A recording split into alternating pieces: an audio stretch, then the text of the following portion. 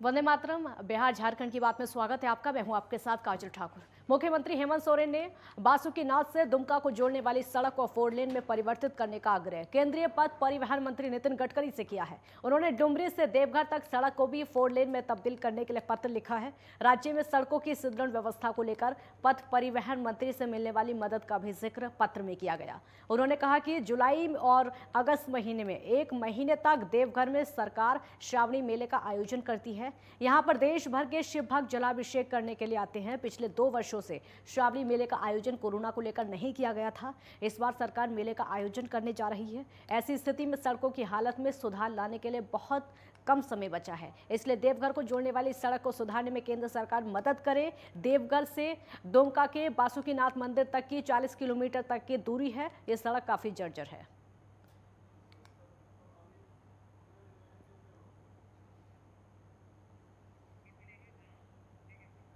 केंद्र की मोदी सरकार के सत्ताहीन हुए 8 वर्ष पूरे होने के उपलक्ष्य में जमशेदपुर महानगर भाजयुमो ने विकास तीर्थ यात्रा के नाम से विशाल रैली का आयोजन किया, जिसमें राज्य के पूर्व मुख्यमंत्री रघुवर दास, जमशेदपुर सांसद विद्युत वरण महतो, बीजेपी के पूर्व प्रदेश अध्यक्ष डॉक्टर दिनेशानंद गोस्वामी और प्रदेश प्रवक्ता कुणाल समेत बीजेपी के तमाम बड़े नेताओं ने शिरकत की। ये रैली जमशेदपुर के कदमा गणेश पूजा मैदान से शुरू होकर ट्रांसपोर्ट मैदान पहुंची। इस दौरान भाजपाइयों ने गगनभेदी नारों से पूरा शहर गुंजायमान हुआ।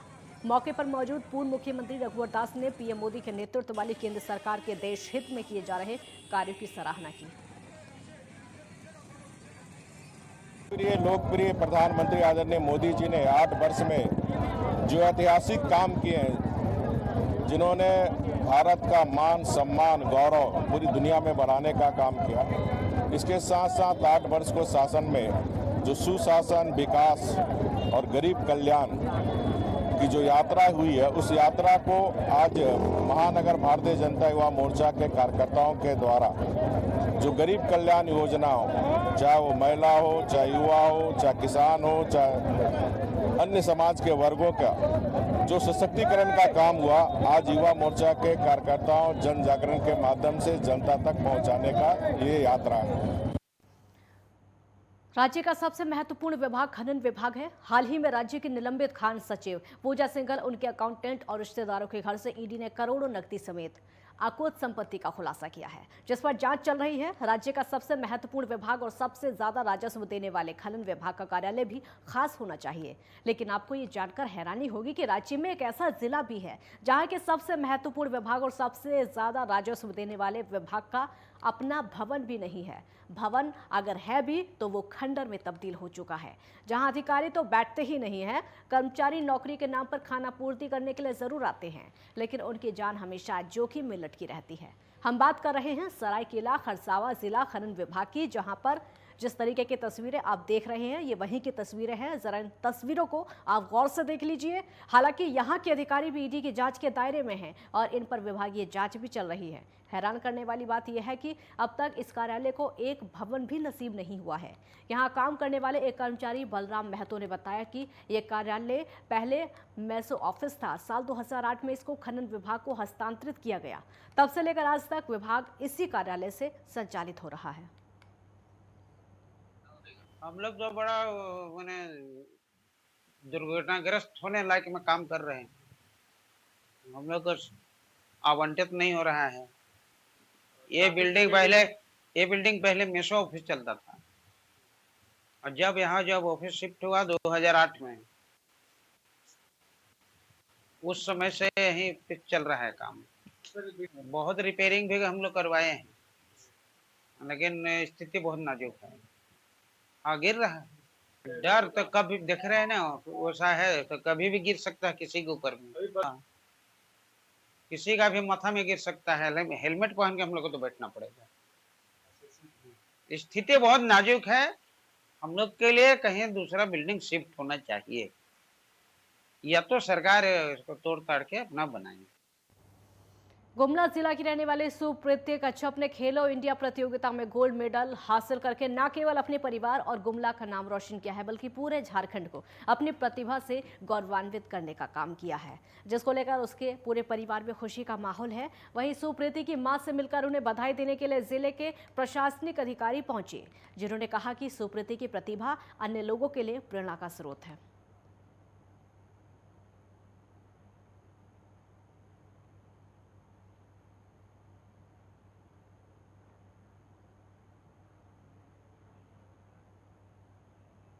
वो तो बोल रहे हैं वहाँ ले गए ना, तो वहाँ खेले वाले स्कूल है, वहाँ के मैडम है ना, वो खिलवाते हैं। कहाँ? अच्छा, नौकरो डिपा में कहीं भी खेलने जा रहे तो वो लोग हार कर नहीं आते थे, जीतिए गाते थे। उसी से खेलते खेलते उसका हो गया। आज हम लोग सुप्रीति के गांव में आए हुए हैं उनकी मां को सम्मानित करने के लिए जिला प्रशासन की ओर से। और हमारे लिए बहुत खुशी की बात है कि सुप्रीति 2017 से लगातार मेडल जीतते आ रही हैं और उनका 3 गोल्ड मेडल हो गया है। और अभी रिसेंट में वो पंचकूला हरियाणा से गोल्ड मेडल जीत के आ रही है। उसका इवेंट 3000 मीटर है और जिला प्रशासन की ओर से हम लोग हर संभव उनको मदद करने के लिए तैयार हैं और उनका घर की वस्तु स्थिति जानने के लिए हम लोग यहाँ पे आए हुए हैं। देखिए, यहाँ पे जो भी बच्चियों हैं, यहाँ पे जितने भी मतलब यहाँ पे एक खेल का अच्छा माहौल है और इस चीज़ को हम लोग और बढ़ावा देने के लिए यहाँ पे जो भी संबंधित हमारे स्कूल है, वहाँ के जो प्लेग्राउंड है, क्योंकि वहीं से जो एक शुरुआत होती है खेल संबंधित, उनके अंदर जो भी एक रुचि रहता है और जो टैलेंट होता है वो वहीं से आगे बढ़ता है। तो हम लोग हर संभव मतलब कोशिश करेंगे कि जो भी यहाँ पे स्कूल है वहाँ के प्लेग्राउंड्स को डेवलप किया जाए। हमारे डीएसओ मैडम आई हुई हैं, उनसे संपर्क करते हुए उस चीज़ को हम लोग कोशिश करेंगे कि बढ़ावा दें। सुप्रीति कच्छप ने अपनी सफलता के बाद ये तो साबित कर दिया कि तमाम विपरीत परिस्थितियों के बीच में सफलता हासिल की जा सकती है। खेलो इंडिया खेलो कार्यक्रम में उन्होंने हरियाणा में गोल्ड मेडल हासिल करके न केवल अपने गाँव घर का बल्कि पूरे झारखंड का नाम रोशन किया है। लेकिन सुप्रीति की ये सफलता कहीं ना कहीं सरकार और प्रशासन को आईना दिखाने का काम करेगी, क्योंकि झारखंड में ये स्पष्ट है कि खेल और खिलाड़ियों के प्रति ज़्यादा सरकार गंभीर नहीं है, जिसका परिणाम ये है कि एक समय गुमला खेल नगरी के रूप में जाना जाता था। सम्मिलित बिहार के समय में यहाँ पर से कई अंतर्राष्ट्रीय और राष्ट्रीय स्तर खिलाड़ी पैदा हुए। लेकिन आपको जानकर आश्चर्य होगा कि हाल के दिनों में जिस तरह से सरकार ने खिलाड़ियों के प्रति उपेक्षा दिखाई है, खिलाड़ियों को जो संसाधन और सुविधा उपलब्ध नहीं कराया जा रहा है, उसका परिणाम ये है कि बहुत सारे खिलाड़ी खेल को छोड़कर दूसरे व्यवसाय में लग जा रहे हैं, दूसरी जीविका में लग जा रहे हैं।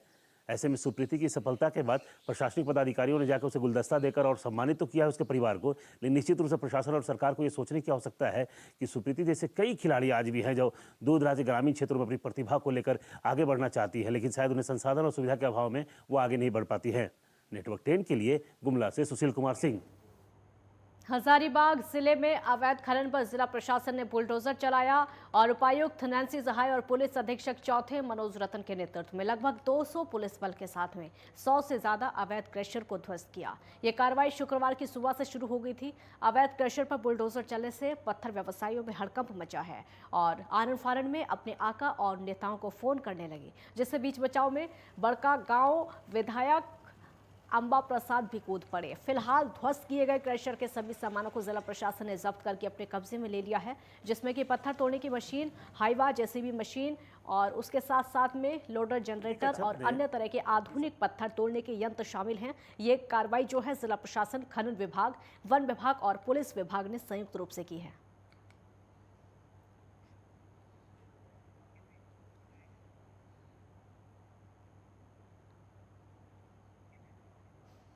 सरायकेला पॉस्को कोर्ट ने सामूहिक दुष्कर्म मामले में 12 लोगों को दोषी करार देते हुए सभी को आजीवन कारावास की सजा सुनाई है। पॉस्को कोर्ट के स्पेशल जज अमित शेखर ने सभी आरोपियों को दोषी पाते हुए फैसला सुनाया है।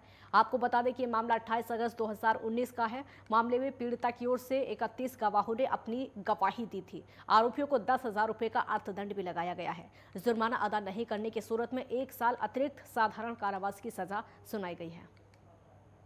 देखिए, ये घटना 28/8/2019 का है। पीड़िता अपने दोस्त के साथ जमशेदपुर के मैरिन ड्राइव में घूमने गई थी कि अभियुक्तों ने उसे पकड़ लिया और उसके दोस्त को मारपीट कर वो उसको ले गए और उसके साथ जबरदस्ती शारीरिक शोषण किए, बलात्कार किए।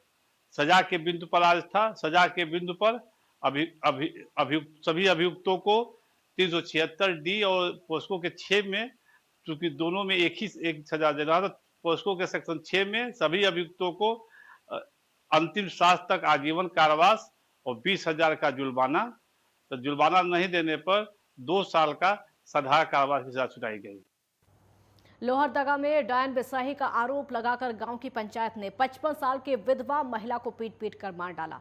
बताया जा रहा है कि गणेशपुर गांव में ग्रामीणों ने बैठक करके डायन बिसाही बताकर महिला को लाठी डंडे से पीटकर अधमरा कर दिया। उसके बाद जहर भी खिलाया और जहर खिलाकर लाठी डंडे से पीट कर महिला की हत्या कर दी। मौत के बाद शव को बोरी में बंद करके जल प्रपात में ऊपर से नीचे फेंक दिया।